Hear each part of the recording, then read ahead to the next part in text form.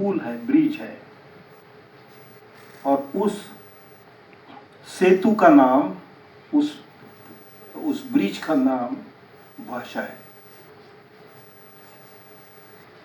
शब्द से विश्व, वर्ड टू वर्ल्ड, जो 3 दिन का आपने उत्सव मनाया, अगर शब्द ना होता, और ये जैसे साहित्यिक कहते, मैं भी साहित्यिक हूँ, तो मैं मेरे बारे में, अपने बारे में बात कर रहा हूँ, केवल बोलने के लिए हाँ हाँ शब्द से विश्व, ऐसे नहीं है। वो केवल कहने की बात नहीं है, वो केवल गप्पे लगाने की बात नहीं है। असलियत में स्पेस, अवकाश और टाइम, काल या समय, उसका ठोस हिंदी शब्द क्या है मैं जानता नहीं, लेकिन ये दोनों समझने की ताकत किसी एक भाषा में ही होती है। आप बताइए, सोचिए और बताइए कि क्या काल को अस्तित्व है? Does time exist? आज शनिवार क्या कहते हैं आप हिंदी में? शनिवार कहते हैं, शनिचर नहीं कहते, शनिवार बोलते, शनिचर कहते, जो भी कहते। क्या शेर और चिड़िया, उनको या सैटरडे से महसूस होता होगा क्या ऐसा है वो किसी अन्य काल की विभावना में जीते हैं और हम किसी अन्य काल की विभावना में? क्या हमने ये कल्पना करके रखी है कि समय यहां से वहां तक चला गया, सोमवार से शनिचर तक, शनिवार तक? मेरे पुराने दोस्त, बहुत पुराने, प्राचीन समय में थे, शायद 34 सदी में, शताब्दी में। उनका नाम था भर्तृहरि। तो उन्होंने व्याकरण लिखा। फिर व्याकरण में उनको वर्तमान काल, भूतकाल, भविष्य काल लिखना पड़ा। उनको लगा कि ये तो गप्पे लगाने की बात है, क्योंकि काल होता ही नहीं होगा, तो वर्तमान क्या होगा और भूत क्या होगा, भविष्य क्या होगा। इसलिए उन्होंने काल क्या है इसके बारे में उस किताब के अंत में लिखा, काल समुद्देश्य नाम से। उसमें भर्तृहरि लिखते हैं कि काल होता है, काल ही शब्द है ना हिंदी में फॉर टाइम। हाँ, क्योंकि हिंदी में कभी कभी मैं कल यानी टुमारो, कल यानी यस्टरडे ऐसा सुनता हूँ, थोड़ा विभ्रमित होता हूँ। भर्तृहरि लिखते हैं, संस्कृत में लिखते हैं, मैं अंग्रेजी में बता रहा हूँ। Time is like a long road, we walk on it and go from one end to the other. The road stays there. काल नहीं चलता, हम चलते इसलिए हमें लगता है कि ये काल है। तो मैं नहीं जानता हूं कि हमारी समय की संकल्पना पूरे विश्व के नजर से देखिए, परिप्रेक्ष्य से देखिए तो सही है या नहीं है। अगर पृथ्वी के बाहर हम चले जाते हैं और जुपिटर, गुरु और पृथ्वी के बीच में खड़े रहते, तो हमारा जो 24 घंटे वाला दिन वगैरह, उसका कोई मतलब नहीं रहेगा। हमने जो काल की संकल्पना की है, जिससे हम काल समझते हैं, वो केवल भाषा के माध्यम से ही बनी वस्तु है। और वही चीज, बिल्कुल वही वस्तु स्थिति, वही हालत, अवकाश यानी स्पेस और समय और अवकाश मिला के, टाइम एंड स्पेस इकट्ठा करके विश्व निर्मित होता है हमारे चित्त के अंदर। वास्तव में क्या है, बाहर क्या है, मैं नहीं जानता। गीता में क्या, नासते विद्युत, नासते भावो, नासते विद्युतो भावो, ना भावो विद्यते सता। पता नहीं वो बाहर का है, वो ऐसे ही ऐसे था, या जो भी बाहर है वो ऐसे क्या ऐसे था, या जो ऐसे क्या ऐसे है वो बाहर था। गीता बहुत 3-4 सवाल पूछती है। एक creation of time and space is possible because of language, and therefore the word creates the world. ये पिछली 70,000 साल से शुरू सिलसिला है। जब से होमो सेपियंस अफ्रीका से बाहर निकले और दुनिया में फैलने लगे, तब से वो भाषा का इस्तेमाल कर रहे। तब से वो काल और अवकाश रेखांकित करते आए, इंगित करते आए।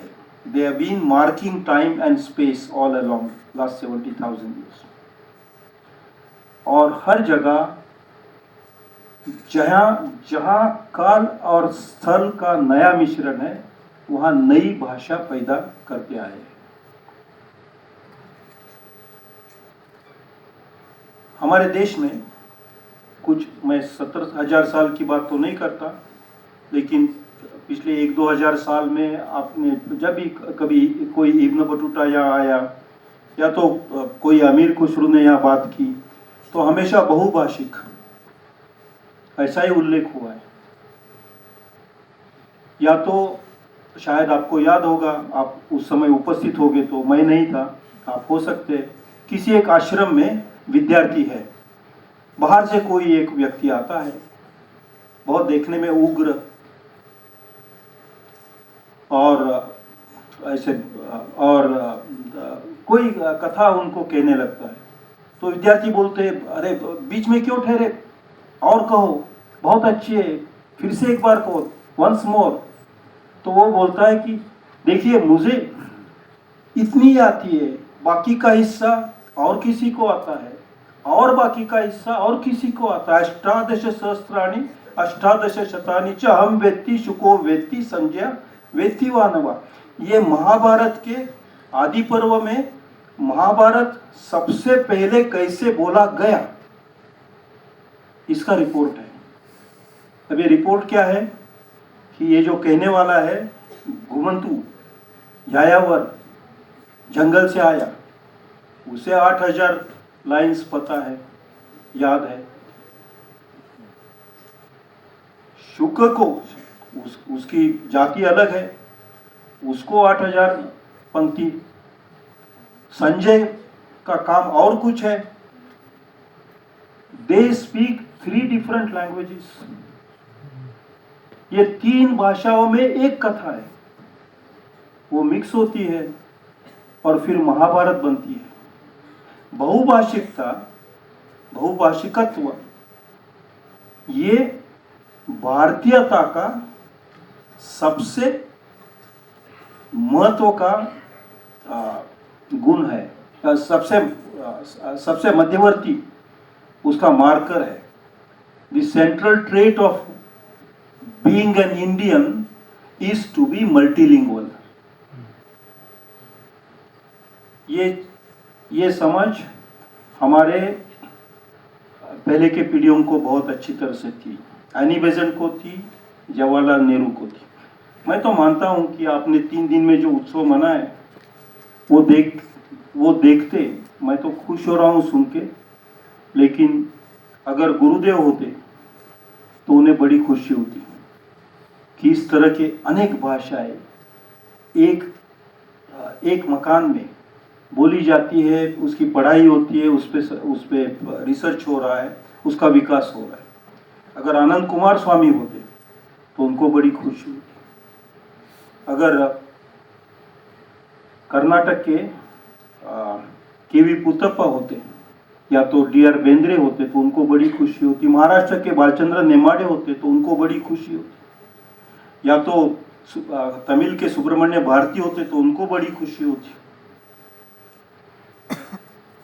They would have simply enjoyed the fact that such an institution exists. और ऐसी जगह, ऐसे विश्वविद्यालय में, जो विश्वविद्यालय पूरे दुनिया में जाना जाता है एक ही चीज के लिए, और वो है कि जब इस देश के बाकी सब विश्वविद्यालय, बाकी सब यूनिवर्सिटियां प्रश्न पूछना भूल गई, तब ये यूनिवर्सिटी प्रश्न पूछ सकती है।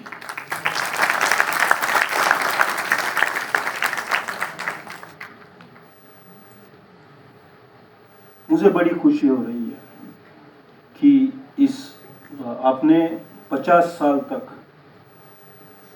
इसमें अपने हाथ जोड़ा है। 50 साल तक ये सिलसिला शुरू है और ये आगे बढ़ता रहे, ऐसी शुभेच्छा मैं देना चाहता हूं। लेकिन कुछ आशंका मेरे मन में है, और वंदना जी अगर आपकी अनुमति हो और मैं अगर 5 मिनट और बात करूं तो।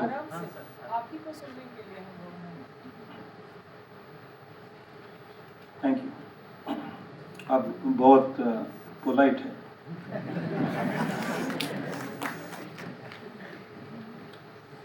I have 3 doubts in my mind.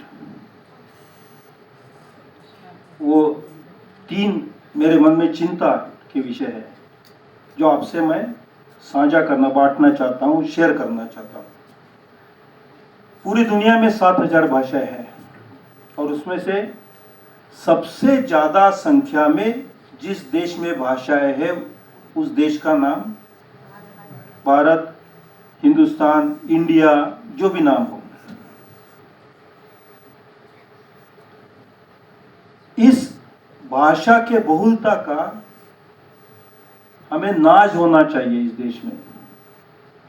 लेकिन दुख की बात यह है कि सेंसस, जनगणना जो है, उसमें सैकड़ों भाषाओं के नाम दबाए जाते हैं। अब इस बार सेंसस आ रहा है, अगले साल आ रहा है। मैं आपको कुछ दाखला देना चाहता हूं, उदाहरण देना चाहता हूं। 1961 में 1652 मातृभाषा के नाम सेंसस में थे, 1652। And I feel mightily proud कि मेरे देश में इतने लोग, इतनी मातृभाषा, क्योंकि हर भाषा ये एक विश्व दृष्टि, एक वर्ल्ड व्यू होता है। तो हमारे इतने वर्ल्ड व्यूज अलग अलग इकट्ठा है। That's a fantastic thing, unique thing. जिसमें आप इकोनॉमी नंबर 1 हो, 2 हो, 3 हो या 5000वां नंबर हो, you have billions, trillions, zillions. इतनी भाषा विविधता हजारों साल से दूसरे किसी देश में नहीं जो हमारे यहाँ है। सेंसस ने 1961 के बाद, 10 साल के बाद, ये नाम कम कर दिए और ऐसा नियम बनाया, और मैं आज तक नहीं समझ सका कि अगर कोई मातृभाषा 10,000 से ज्यादा बोलने वाले होंगे तो ही उसका नाम सेंसस में आएगा। आप भाषा की पढ़ाई करते हैं, मैंने भी कोशिश की है भाषा पढ़ाने की, पढ़ाई करने की, लेकिन मैं आज तक नहीं समझ सका कि एक भाषा को भाषा होने के लिए कम से कम 10,000 व्यक्ति होना जरूरी है। इसे कौन से साइंस में लिखा है? पाणिनि ने ऐसे नहीं लिखा, बर्जुए ने ऐसे नहीं लिखा, चॉम्स्की ने ऐसे नहीं लिखा, सॉशुर ने ऐसे नहीं लिखा। It's non scientific, unscientific. मैं बड़े दुख के साथ कहना चाहता हूं, 2018 साल में, यानी 5-7 साल पहले, 2011 के सेंसस का भाषा का विश्लेषण होके, भाषाओं का विश्लेषण होके जो स्टैटिस्टिक्स आया, आपके सामने रखना चाहता हूं। सेंसस में लगभग 1900 से ज्यादा मातृभाषाओं के नाम आए, ऐसा वो कह रहे, लेकिन उसमें से 600 नाम उन्होंने ऐसे ही उड़ा दिए, उसका कोई कारण नहीं है। और दे लेफ्ट 1369, 1369 नाम उन्होंने उसमें रखे।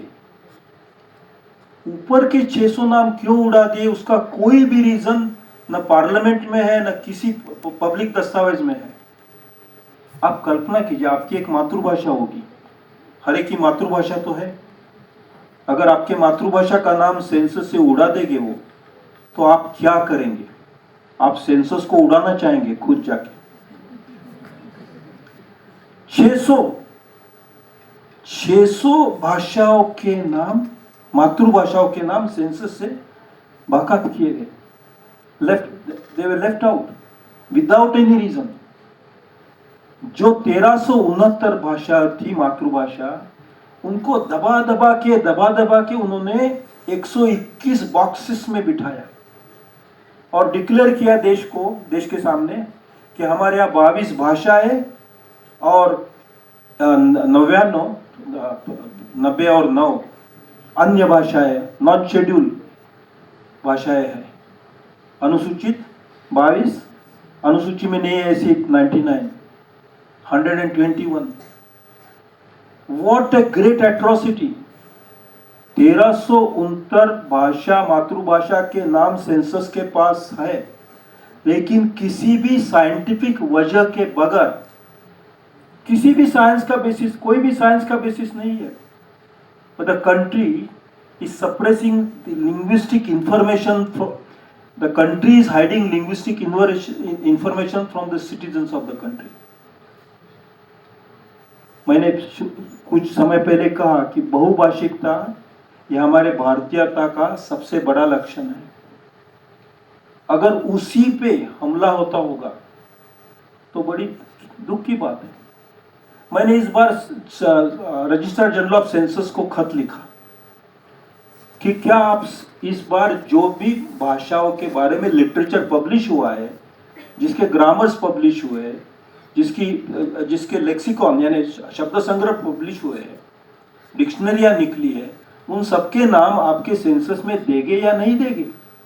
क्योंकि मैंने खुद पीपल्स लिंग्विस्टिक सर्वे में मेरी जिंदगी लगा के जो भी मेरे पास कुछ था, मैंने यूनिवर्सिटी का नौकरी छोड़ दी, सड़क पे घूमता घूमता 780 languages I documented with a team of 3000 colleagues.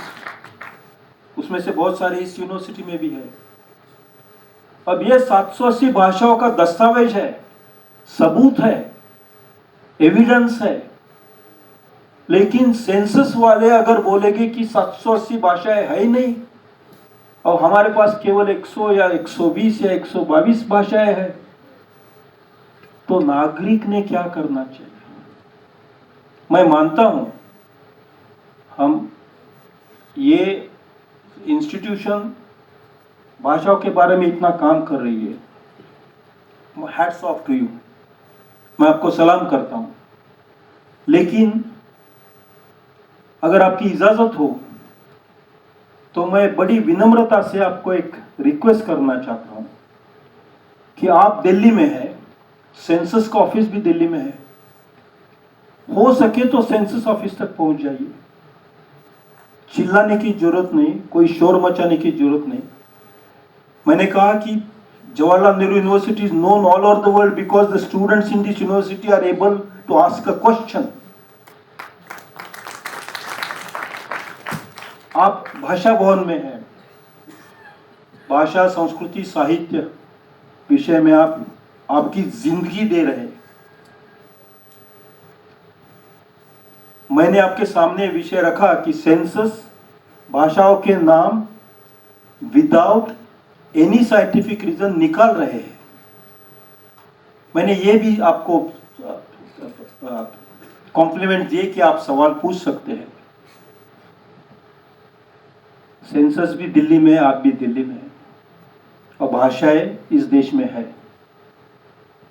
It is a question of your conscience. मैं आपको दूसरा एक खतरा बता रहा हूं। एक खत लिख सके तो लिखिए,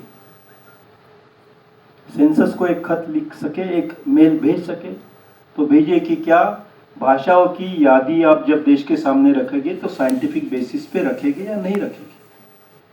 क्योंकि यही सिलसिला शुरू रहा तो धीरे धीरे 120 की संख्या भी 60 पे लाई जाएगी, 60 की संख्या 22 पे लाई जाएगी, 22 की संख्या कभी 1 या 2 पर लाई जाएगी। ये चीज अर्जेंटीना और बोलिविया में हुई है, रशिया में भी हुई है।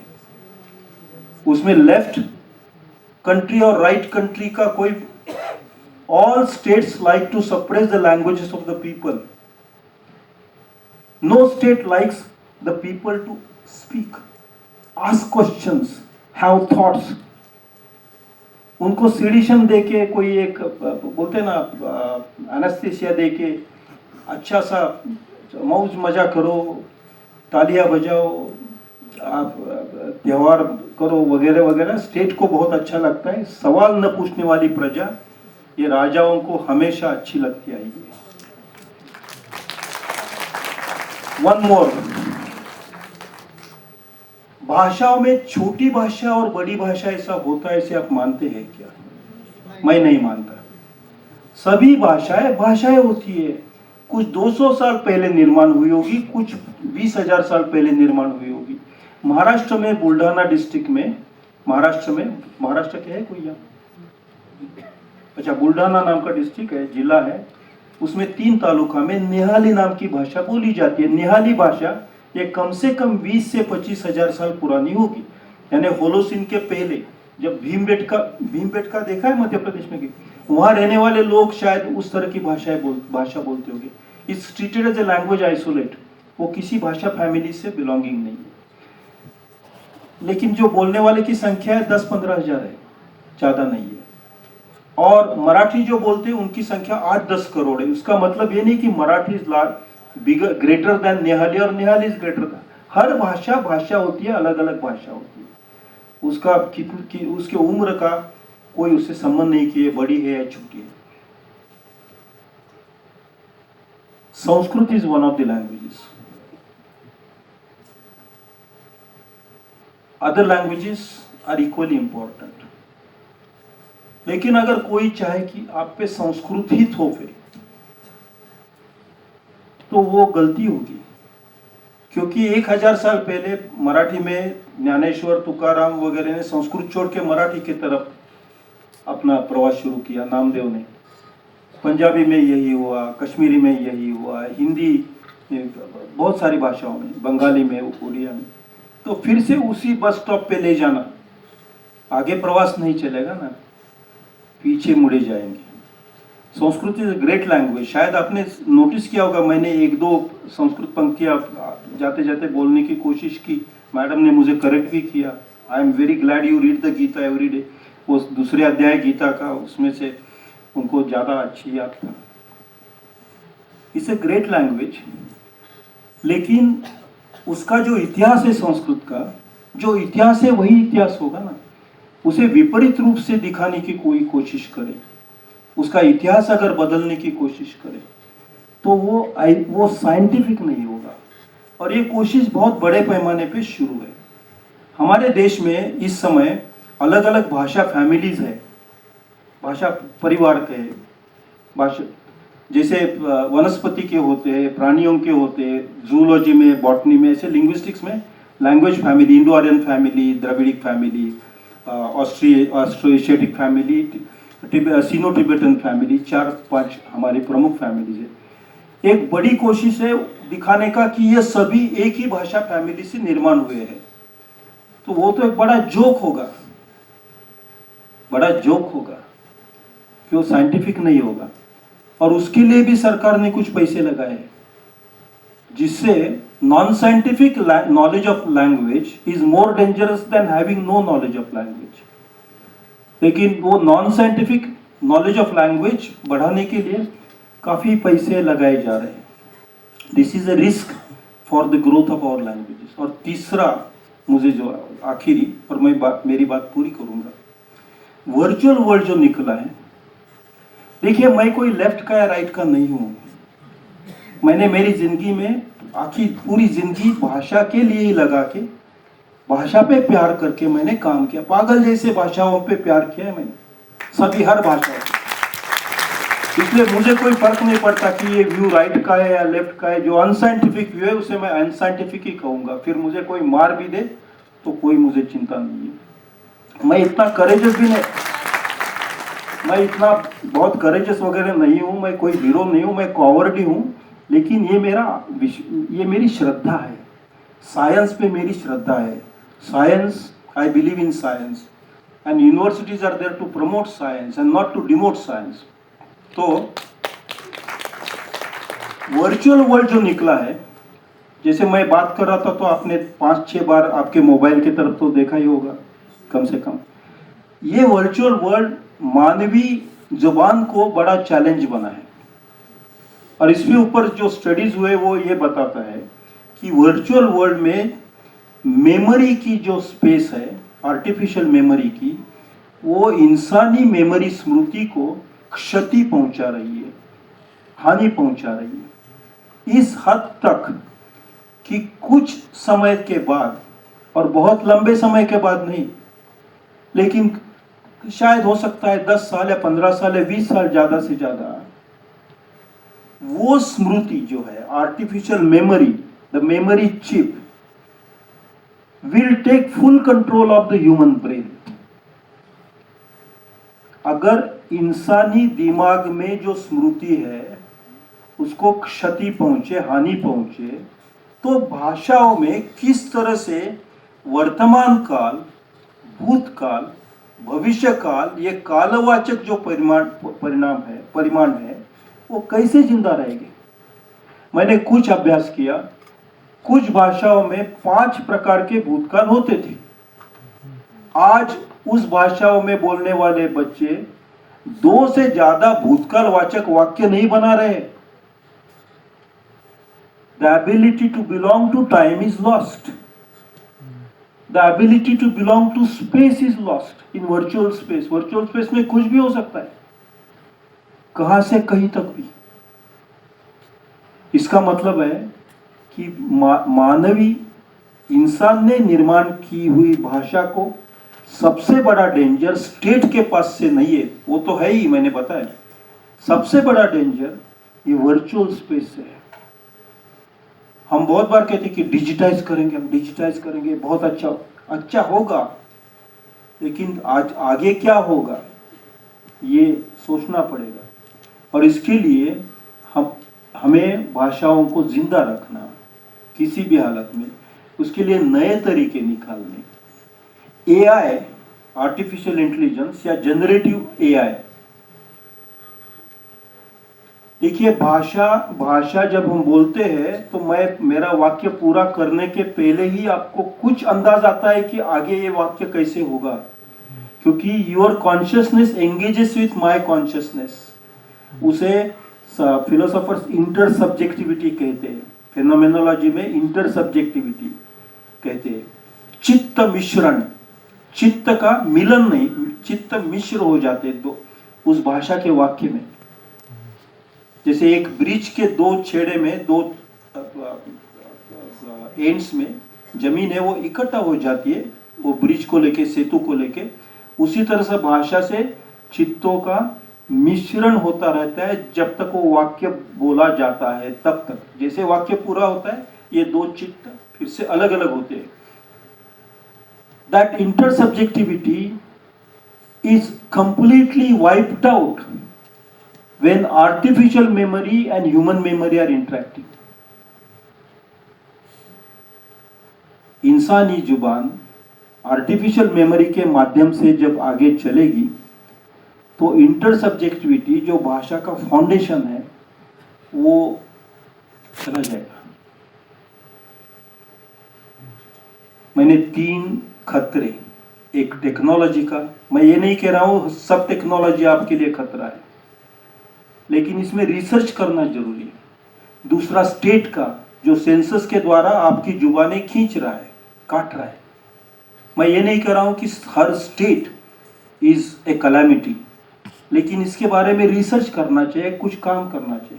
और तीसरा आइडियोलॉजी का, मैं ये नहीं कह रहा हूं कि उस आइडियोलॉजी के साथ लड़ने में जिंदगी लगानी चाहिए, लेकिन ये सोचना चाहिए कि क्या उस आइडियोलॉजी से मेरे जुबान पे खीली लग रही है क्या। Think of this questions. 50 साल के बाद एक अगर व्यक्ति हो, आदर्श व्यक्ति हो, तो वन में चली जाएगी, वानप्रस्थ करेगी। लेकिन इस तरह के संस्थान को 50 साल के बाद ये 3 जो हमारे सामने मुश्किलें हैं, उससे हम कैसे परे जाए, उसका रिसर्च करने के लिए, उस पर कुछ रास्ते निकालने के लिए काम करना चाहिए, ऐसे मैं मानता हूँ। वो काम करने के लिए जो भी ताकत, जो भी शक्ति, जो इच्छा, जो बुद्धि, जो संशोधन, जो रिसर्च का स्किल, संशोधन कौशल्य जरूरी है, वो सब आप सबको बहुत बहुत मिले, इस शुभेच्छा के साथ, इस कामना के साथ मैं आपसे विदाई देता हूँ।